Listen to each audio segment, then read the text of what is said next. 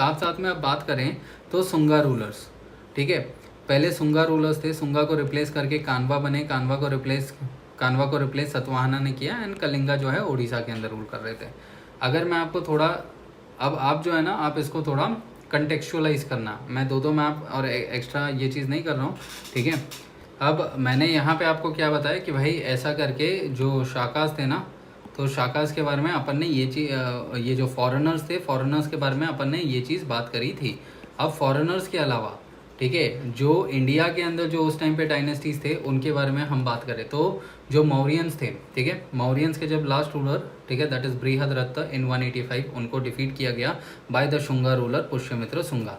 तो पुष्यमित्र शुंगा की जब अपने बात कर रहे हैं तो इन्होंने क्या किया, इन्होंने लास्ट रूलर को मार के इन्होंने इतना बड़ा डायनेस्टी बनाया, ठीक है, एंड दैट इज़ इन्होंने कब डायनेस्टी बनाया, इन्होंने 185 बीसी के अंदर शुंगा एम्पायर की रचना करी।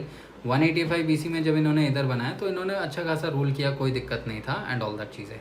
फिर by the time period of 78 या 75 बीसी, ठीक है, क्या होता है कि जो last ruler of Shunga dynasty है वो भी वीक होते हैं। जैसे हम यहाँ पे वही चीज़ देख रहे हैं, जो इनिशियल रूलर्स होते हैं वो पावरफुल होते हैं, जो बाद वाले रूलर्स होते हैं वो वीक होते हैं। तो at that point of time अपने क्या देख रहे हैं कि जो ये शुंगा डायनेस्टी के लास्ट वाले रूलर्स थे ना, वो लोग भी जब कमज़ोर थे तो वासुदेव कानवा, जिन्होंने 78-75 बीसी के दरमियान last ruler of the Shunga dynasty को हरा के इन्होंने अपना खुद का एक डायनेस्टी इस्टेब्लिश किया विच वॉज नोन एज कानवा डायनेस्टी। एंड मतलब ये हो गया कब, फर्स्ट सेंचुरी बीसी के दरमियान, फर्स्ट सेंचुरी बीसी मतलब क्या हो गया, 0001 से लेके 0099 बीसी तक, फर्स्ट सेंचुरी।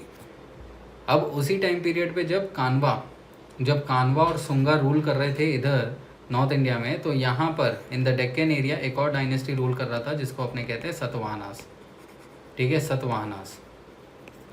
सतवाहनास के बारे में भी कहा जाता है कि भाई ये लोग जो है ना सेकेंड सेंचुरी बीसी के दरमियान ये लोग भी उभर के आए थे डेक्कन एरिया में।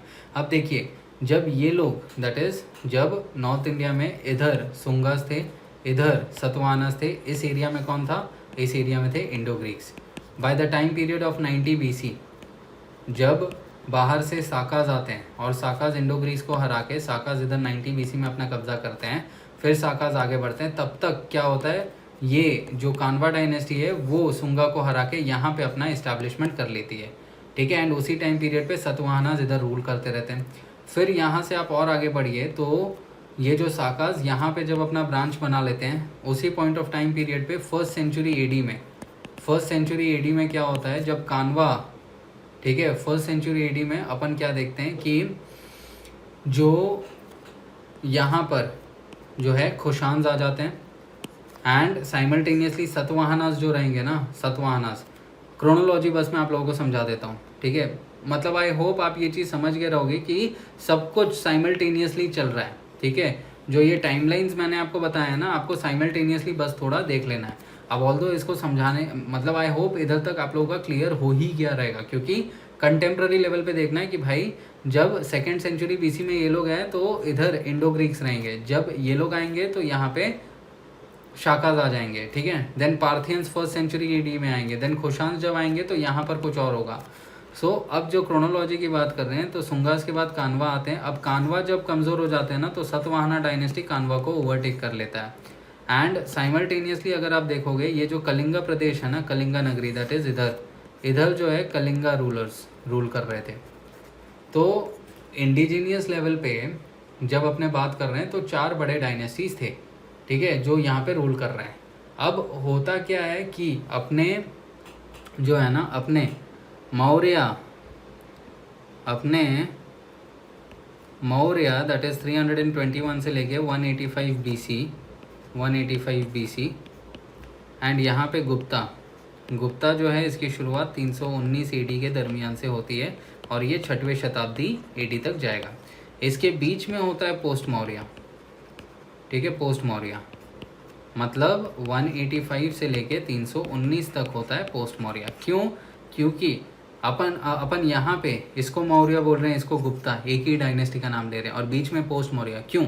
ये इसके लिए क्योंकि मौर्यज ने पूरे एरिया के ऊपर कंट्रोल किया, गुप्ताज ने पूरे एरिया के ऊपर कंट्रोल किया, लेकिन पोस्ट मौर्य टाइम पीरियड पे अलग अलग डायनेस्टीज ने छोटे छोटे एरियाज को कंट्रोल किया था, इसीलिए अपन इसको कहते हैं पोस्ट मौर्य। ठीक है, तो यहाँ पे क्या होगा कि जब पोस्ट मौर्य का टाइम खत्म होगा तब जाके गुप्ता डायनेस्टी इमर्ज होके आएगा। ठीक है, अब यहाँ पे फैक्ट पे आ जाते हैं। जैसे पुष्यमित्र शुंगा की बात करें तो यहाँ पे देखिए इंडिजीनियस लेवल पे पुष्यमित्र शुंगा, इंपॉर्टेंट चीज़ें आपको याद रखना है। ही किल्ड बृहद्रथ, कौन थे? कमांडर इन चीफ थे। ये ऑर्थोडॉक्स ब्राह्मणिकल ट्रेडिशन को वापस से इन्होंने रिवाइव किया, अश्वमेध यज्ञ किए, 2 अश्वमेध यज्ञ इन्होंने किया था। और उस अश्वमेध यज्ञ के बारे में इंफॉर्मेशन कहाँ लिखा है? अयोध्या इंस्क्रिप्शन के अंदर। अब ये जब इन्होंने अश्वमेध यज्ञ किया उस टाइम पीरियड पे इनके जो फैमिली के पंडित जो थे ना उनका नाम था पतंजलि। ठीक है, पतंजलि, ये वही पतंजलि है जिन्होंने योगा किया था। ठीक है, योग सूत्र के बारे में बातें करी थी। ऑलराइट, सो पतंजलि ने इस अश्वमेध यज्ञ की पूजा करी थी। इसके बाद इनका बेटा अग्निमित्र शुंगा होते हैं। अग्निमित्र शुंगा के बारे में हमें एक वर्क में पता चलता है, दैट इज मालविका अग्निमित्रम। तो मालविका अग्निमित्रम जो है, ठीक है, देन फिर ये बाकी का पढ़ लेना। ठीक है, पतंजलि ने महाभाष्य लिखा था। महाभाष्य है क्या? महाभाष्य मतलब द ग्रेट कमेंट्री। महाभाष्य मतलब द ग्रेट कमेंट्री, और ये कमेंट्री किस पे? पाणिनि के अष्टाध्यायी पे। अष्टाध्यायी याद रखना। अष्टाध्यायी क्या है? अष्टाध्यायी जो है फर्स्ट संस्कृत ग्रामर बुक है जिसको पाणिनि ने लिखा था, एंड ताकि ये सब लोगों को समझ आए इसके लिए उसके ऊपर कमेंट्री किया गया।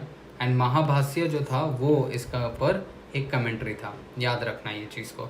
ठीक है, देन अग्निमित्र शुंगा के बारे में यहाँ पर लिखा हुआ है। ठीक है, ये याद रखना, वो यूपीएससी में सवाल पूछा गया था। देन एक और रूलर जो इनके हैं दैट इज शुंगा डायनेस्टी के, उनके बारे में लिखा गया है। याद रखना भेसनगर को, भेसनगर पिलर इंस्क्रिप्शन कहाँ है? विदिशा में। ठीक है, that is in MP. Then Devabhuti इनके लास्ट रूलर है। वासुदेव कानवा है, ये 27 BC तक ही थे। इनको ओवरटेक कर दिया किसने? द सतवाहना रूलर्स ने। ठीक है, देन कलिंगा के अंदर चेडी डायनेस्टी था, एंड चेडी डायनेस्टी में ये खारवेला जो थे वो चेडी डायनेस्टी के हैं, वो कलिंगा को रूल करते थे। अब ये जो खारवेला, ये जो कलिंगा रूलर्स हैं, कलिंगा रूलर्स के बारे में अपने को पता कहाँ से चलता है? अपने को पता चलता है फ्रॉम अ इंस्क्रिप्शन जो है हाथी गुम्फा इंस्क्रिप्शन। हाथी गुम्फा इंस्क्रिप्शन जो है ये कहाँ पर होता है? ये होता है उदयगिरी एंड खांडारी केव्स के अंदर। ठीक है, वहाँ से अपने को हाथी गुम्फा इंस्क्रिप्शन के बारे में पता चलता है। सो ये उड़ीसा के अंदर है, दैट इज़ भुवनेश्वर के इधर, याद रखना। देन उसके बाद सतवाहनाज आते हैं। सतवाहनाज डेक्कन में है, पता है। ये लोगों को एक और नाम से अपने जानते हैं, आंध्रास के नाम से। सतवाहनाज के बारे में जो भी इंफॉर्मेशन है वो चीज़ यहाँ पे लिखी हुई है। ठीक है, तो ये the rest of the things आप लोग इसको इफेक्टिवली पढ़ सकते हो। बाकी जो है ना यहाँ पर भी मैंने इसको लिखा ही हुआ है। अगर आप यहाँ पे देखोगे दैट इज़ जो पोस्ट मौर्य टाइम पीरियड है, पोस्ट मौर्य के अंदर यहाँ पे जो ट्रैप्स वगैरह के अंदर जो आपसे सवाल पूछे जा सकते हैं कॉइन्स के ऊपर। देखिए रबातक इंस्क्रिप्शन अभी बताया था ना, रबातक इंस्क्रिप्शन पे सवाल बना है। ठीक है, जो ट्रैवलर्स आए थे उनके ऊपर सवाल बनेगा। देन इंस्क्रिप्शंस देखिए, हाथी गुम्फा, अयोध्या, भेसनगर, पूछा है ना, सब सवाल पूछा है ना, यहाँ पे आपके सामने ही है। ठीक है, तो ये आपसे पूछेगा। देन सतवाहनास के बारे में जनरली जो इन्फॉर्मेशन होता है वो आपसे पूछ लेगा। देन कौन से स्कॉलर्स थे, दैट इज़ चरक के बारे में बताया मैंने अभी। ठीक है, देन उसके बाद मुद्रा राक्षसा बाई विशाखा दत्त, वो सब चीज़ें। तो ये जो है ना जनरली ये चीज़ें वो पूछ लेता है एग्जामिनेशन। ठीक है, तो बाकी जो है आप इसके अंदर से भी पढ़ सकते हो। Alright, so this is something. Now इसके बाद जब अपने बात करते हैं तो अगला जो डायनेस्टी आ जाएगा। अब यहाँ पर देखो मैंने कुछ इंपॉर्टेंट चीज़ें भी लिखी है भाई। शुंगा एम्पायर के बारे में, कानवा के बारे में लिखा हुआ है। देन यहाँ पे आप देखेंगे कहाँ है, ओके यस। फिर गुप्ता डायनेस्टी आ जाता है। अब गुप्ता डायनेस्टी की बात करें तो यहाँ पर देखिएगा, जब भी अपने गुप्ताज की बात कर रहे हैं तो the original founder of the Guptas is going to be Shri Gupta. अब गुप्ताज जो होते हैं वो खुशान्स, देखिए खुशान रूलर्स जो हैं वो कनिष्का के टाइम पीरियड पे बहुत पावरफुल थे, लेकिन कनिष्का के बाद क्या होता है कि जो लेटर खुशान्स होते हैं वो कमज़ोर होते हैं। तो जब वो कमज़ोर होते हैं तो later Kushans what do they do is वो उनके फ्यूडेटरी मतलब उनके टाइम पीरियड पे बहुत सारे पावरफुल फैमिलीज़ को गवर्नर्स बनाया जाता है, एंड उन्हीं गवर्नर्स में से गुप्तास भी क्या थे, गवर्नर थे। इसके लिए कहा जाता है गुप्तास कौन होते हैं, they are the feudatories. Guptas जो होते हैं they are the feudatories of the later Kushans. ठीक है, तो ये एक चीज़ याद रखना आप। यहाँ पर ये एक पॉइंट होता है। इसके अलावा हम क्या देखते हैं कि Shri Gupta is considered to be the original founder, लेकिन श्री गुप्ता ने इतना ज़्यादा एक्सपेंशन वगैरह कुछ किया नहीं था। इसके लिए अपने श्री गुप्ता को अपने कहते हैं कि भाई ठीक है, he was just there, alright. Shri Gupta को ओवरटेक करते हैं घटोत्कच। घटोत्कच के बाद आते हैं चंद्रगुप्ता वन। कब आते हैं, 319-20। जैसे ही चंद्रगुप्ता वन आते हैं, चंद्रगुप्ता वन का ये था कि ये उतने ही एरिया में सीमित नहीं रह सकते, ये एक्सपैंड करेंगे। और क्योंकि इन्होंने एक्सपेंशन किया, इसके लिए अपन इनको क्या बोलते हैं, he is the real founder of Gupta dynasty. And जब इन्होंने एक्सपेंशन किया, सो एक्सपेंशन करने के बाद इन्होंने एक टाइटल अडॉप्ट किया था, दैट इज़ नोन एज महाराजा अधिराजा। लेकिन कहा जाता था कि ये जो चंद्रगुप्ता वन है, ठीक है, ये do not confuse him with Chandragupta Maurya. So Chandragupta one जो थे, इनके बारे में कहा जाता है कि ये जो हैं दे वर द वैश्य। लेकिन जिस भी एरिया को इन लोगों ने कंट्रोल किया, वहाँ पर इन लोगों के, क्योंकि बहुत से ब्राह्मण और क्षत्रिय भी रहते थे जो एक्सेप्ट नहीं करेंगे कि वो एक जो वैश्य के नीचे कंट्रोल में रहे। इसके लिए उन लोगों ने क्या किया, इन लोगों ने, दैट इज़ चंद्रगुप्त ने, इन्होंने एक क्षत्रिय राजकुमारी से शादी करी, दैट इज़ कुमार देवी। ठीक है, और ये लिच्छावी लोग कहाँ पे थे, ये नेपाल और इंडिया के बॉर्डर पे रहते थे क्षत्रिय लोग। सो जैसे ही ये शादी करी, इन्होंने इस इवेंट को सेलिब्रेट करने के लिए क्या कर दिया, इन्होंने गोल्ड कॉइन्स निकाले जिसके ऊपर चंद्रगुप्ता एंड कुमार देवी के इमेजेस थे। ठीक है, गोल्ड कॉइन्स निकाले थे, याद रखना। इनको ओवरटेक किया किसने, इनके बेटे समुद्रगुप्ता ने। अब समुद्रगुप्ता को अलग अलग नामों से जाना जाता है, दैट इज़ विंसेंट स्मिथ, उन्हें नेपोलियन ऑफ इंडिया कहते हैं। इन्हें लिच्छावी दोहित्र भी कहा गया है in the Allahabad pillar inscription. कविराज का टाइटल इन्होंने लिया क्योंकि ये म्यूज़िक बहुत अपनाते थे। एंड अनुकंपवन भी इनको कहा गया because of his compassionate nature. Samudragupta के बारे में अब अगर मेजरली अगर अपने यहाँ पे बात करते हैं, तो यहाँ पर आप देखिए, जब गुप्तास की आप बात करेंगे तो ठीक है, यहाँ पर है समुद्रगुप्ता। अब समुद्रगुप्ता के बारे में जनरली अपने को पता कहाँ से चलता है, अपने को पता चलता है फ्रॉम प्रयाग प्रशस्ति। ठीक है, यहाँ पर मैं थोड़े बहुत चीज़ें लिख देता हूँ ताकि आप लोगों को समझ आ जाए। समुद्रगुप्ता के बारे में अपने को कहाँ से पता चलता है, फ्रॉम प्रयाग प्रशस्ति। प्रशस्ति नाम क्यों दिया जाता है, प्रयाग प्रशस्ति नाम इसके लिए दिया जाता है, प्रशस्ति मतलब क्या, प्रशंसा। और ये प्रशंसा मतलब क्या होता है कि प्रयाग, आज के पुराना इलाहाबाद, आज के टाइम का प्रयाग, प्रयागराज। सो जो प्रयाग है ना, वहाँ पर एक अशोकन पिलर था। वो अशोकन पिलर के ऊपर क्या किया था कि समुद्रगुप्ता के एक कोर्ट पोएट थे जिसका नाम था हरिसेना। हरिसेन ने क्या किया कि इस अशोकन पिलर पे इन्होंने संस्कृत के अंदर कुछ चीज़ें लिखवाई। ठीक है, और वो लिखवाना, दैट इज़ इंस्क्रिप्शन, वो इस तरीके से था कि वो समुद्रगुप्त की प्रशंसा करता था। तो क्योंकि वो प्रशंसा करता था, इसके लिए उसको कहा गया प्रयाग प्रशस्ति। ठीक है, हरिसेन ने वो चीज़ करवाया था। इन्होंने क्या कहा कि समुद्रगुप्त ने 100 से भी ज़्यादा जंग लड़ी जिसमें उन्होंने एक भी जंग नहीं हारे। समुद्रगुप्त भगवान जितने इम्पॉर्टेंट है, मतलब भगवान से कम नहीं है। ठीक है, that was the comparison that was made. ना ही India, not only the Indian subcontinent, लेकिन इंडियन सब कॉन्टिनेंट के बावजूद भी जो दूसरे एरिया, दैट इज़ मलेशिया, ठीक है, देन का जो साउथ ईस्ट एशिया की कंट्रीज़ हैं, वहाँ के राजाओं ने भी समुद्रगुप्त को प्रेजेंट भेजे। कहीं ना कहीं वहाँ के राजाओं ने भी समुद्रगुप्त को अपना ओवरलॉर्ड माना। ये सब इतनी ज़्यादा प्रशंसा करी गई। सो इसके वजह से this is Samudragupta. And Prayag प्रशस्ति, क्योंकि वो लोग एक ठीक है, लिच्छावी दोहित्र, ये आपको पता है, इंडियन नेपोलियन कहा गया। देन समुद्रगुप्ता ने, ये याद रखना, वाहु कविता and had the title of Kaviraj, ये याद रखना। ठीक है, then Samudragupta was accomplished veena player. अब इसके अलावा याद रखना, समुद्रगुप्ता जो है ये धार्मिक व्यक्ति भी थे। धार्मिक व्यक्ति मतलब इनको क्या था कि ये हिंदुज़म को बढ़ावा देना चाहते थे, मतलब ब्राह्मणिकल ट्रेडिशंस को। इसके लिए इन्होंने क्या किया, इन्होंने अश्वमेध यज्ञ भी किया। अश्वमेध यज्ञ किया तो इन्होंने उस अश्वमेध यज्ञ को सेलिब्रेट करने के लिए गोल्ड कॉइन्स भी निकाले। ये चीज़ याद रखना, ठीक है। अब ये धार्मिक तो हैं, लेकिन धार्मिक के साथ साथ इनके अंदर सहिष्णुता भी है, मतलब ये टॉलरेंस भी है। टॉलरेंस भी है। ये कहाँ से पता चलता है? क्योंकि इनके टाइम पीरियड पे एक व्यक्ति, एक राजा थे श्रीलंका के, जिनका नाम था मेघवर्मन।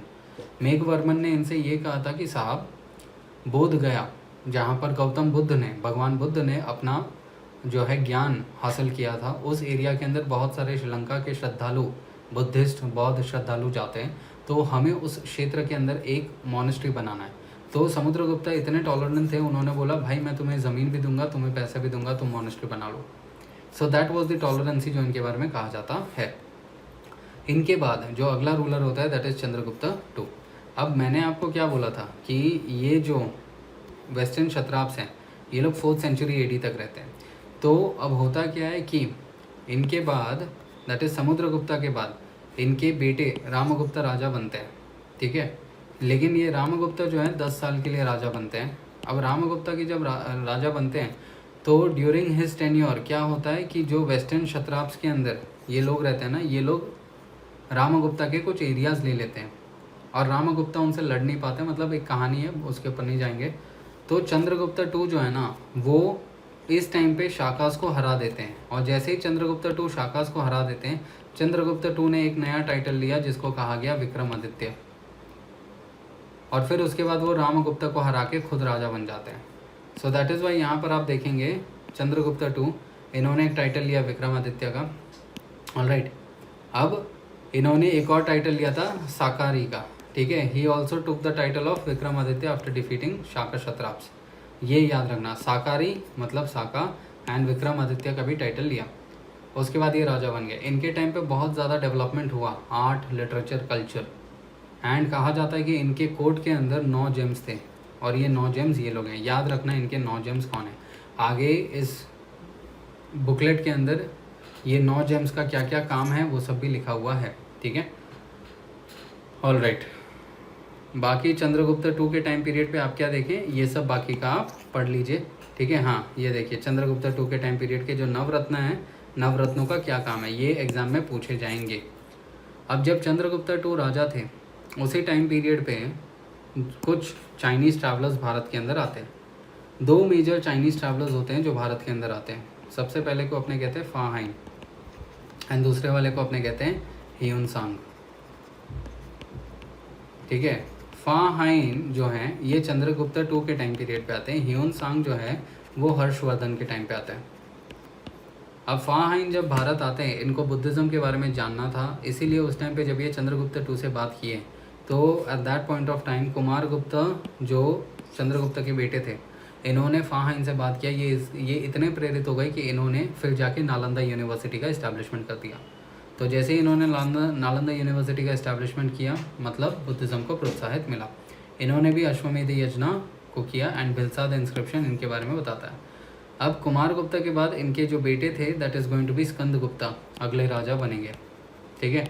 स्कंद गुप्ता के बारे में जो है कहा जाता है कि जब स्कंद गुप्ता थे तो इनके बारे में 2 मेजर चीज़ें आपको जाननी है बस, ठीक है।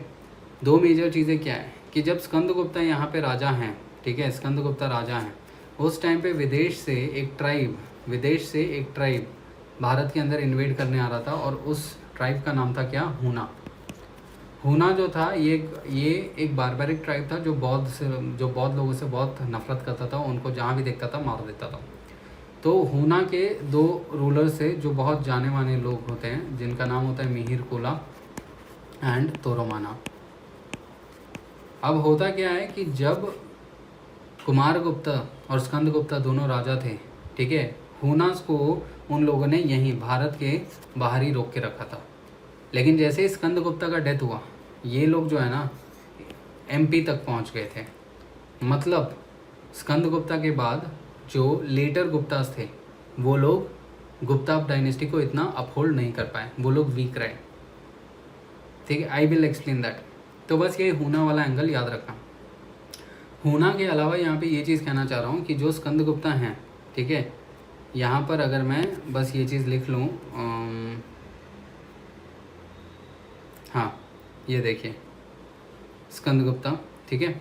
अब हूना के बाद एक और चीज़ मैं बस आपको बताना चाह रहा हूँ कि जो जब भी अपने बात करते हैं कि भाई there is something known as early rulers, imperial rulers and later rulers. तो अर्ली रूलर्स मतलब जो नॉर्मली है, जैसे यहाँ पे श्रीगुप्त और घटोत्कच है। इम्पीरियल रूलर्स मतलब जो उस डायनेस्टी को बढ़ावा देते हैं, जो उस डायनेस्टी को एकीकृत करके रखते हैं, इंटैक्ट रखते हैं, that is Chandragupta, Samudragupta, then Kumaragupta, Chandragupta two and Skandagupta. लेकिन जैसे ही स्कंदगुप्त के बाद लेटर रूलर्स अपने क्या बोलते हैं, जहाँ से डायनेस्टी की डिक्लाइन शुरुआत होती है, मतलब वीक रूलर्स होते हैं, सो उसको अपने कहते हैं लेटर रूलर्स। सो ये लेटर रूलर्स थे, ठीक है। अब कहने का तात्पर्य ये है कि जैसे ही स्कंदगुप्त का डेथ हुआ, हुनास आ गए, एंड उस टाइम पे जो लेटर रूलर्स थे इतने वीक थे कि उन लोगों ने कंट्रोल नहीं कर पाए। लेकिन at that point of time कहा जाता है कि एक व्यक्ति थे जिन्होंने इन हुना लोगों को हराया था, that is going to be king Yashodharman of Malwa, ठीक है। यशोधर्मन ऑफ मालवा इन्होंने हरा दिया था हुनास को, ठीक है। अब ये एक चीज़ है। अब स्कंदगुप्ता के बारे में एक चीज़ मैं आपको बताना चाहूँगा, दैट इज़ स्कंदगुप्ता ने क्या किया था कि गुजरात के अंदर, ठीक है, मैंने आपको क्या बताया था कि there was one ruler known as Rudradaman, है ना। तो रुद्रदमन के बारे में क्या कहा जाता है कि भाई रुद्रदमन ने, है ना, गुजरात के अंदर जो एक ड्राई एरिया था, वाटर स्कैर्स एरिया है, वहाँ पर इन्होंने एक पर्टिकुलर जो तालाब है ना, सुदर्शन लेक, उसको इन्होंने रिपेयर किया था, सुदर्शन लेक। सो सुदर्शन लेक की बात करें तो ये बहुत ही इंपॉर्टेंट चीज़ है, ठीक है, सुदर्शन लेक।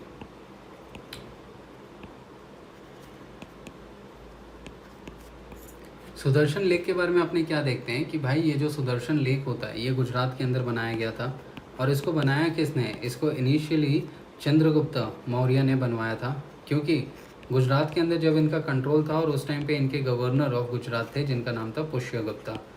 पुष्यगुप्ता ने कहा चंद्रगुप्त से कि वहाँ पे पानी की बहुत किल्लत है एंड ऑल्सो चंद्रगुप्ता ने कहा भाई तालाब बनवा दो, और वही था सुदर्शन लेक। फिर चंद्रगुप्ता के बाद यहाँ पे अशोक आए। अशोक ने क्या किया, इनके एक गवर्नर थे जिनका नाम था तुषेरपाहा।